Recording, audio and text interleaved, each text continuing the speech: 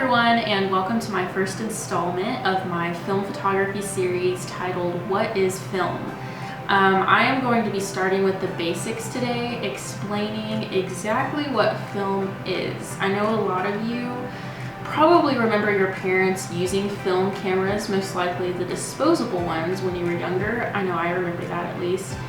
And you know, since then, digital has really become more prevalent than film, and I've been meeting a lot of people who don't even really realize what film exactly is. So I thought I would kind of lay out a little example of what film looks like and how it goes into a camera. So this right here is a film canister, and it is what really kind of shields your roll of film from the light. And this is the type of film that I use. There are lots of different types, and the types of cameras that I have a lot of vintage analog cameras. All of them for the most part are 35mm, and that type of film is honestly pretty easy to come by. You can find it all over places online, and probably some places in the city actually still sell them, but I get online. They only have a certain amount of exposures on them, meaning you can only take a certain amount of photos before the roll is finished. And I feel like that is really the biggest thing that sets film photography apart from the new age digital photography. This particular roll right here, as you can see, it says it, let me see, here in the corner, it has 24 exposures, meaning I can only take 24 pictures until I meet the end of my roll. And once you get to the end, you have to take the roll out and be done and start a fresh one. As I mentioned before, I have several different kinds of analog cameras, and when I say analog, I just mean film cameras. This one right here is one of my favorites. It is a Kalimar SR 200, and it was actually built in the USSR, or Russia.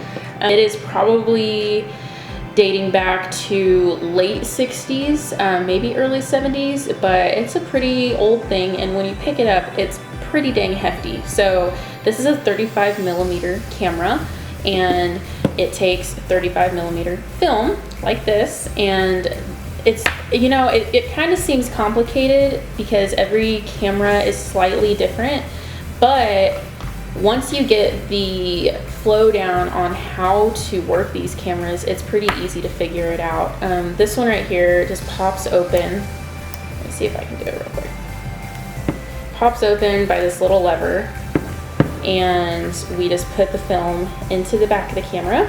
The film pops in right here, and whenever you pop it in, you actually get the film and you stretch it across, and then you snap it shut and you're good.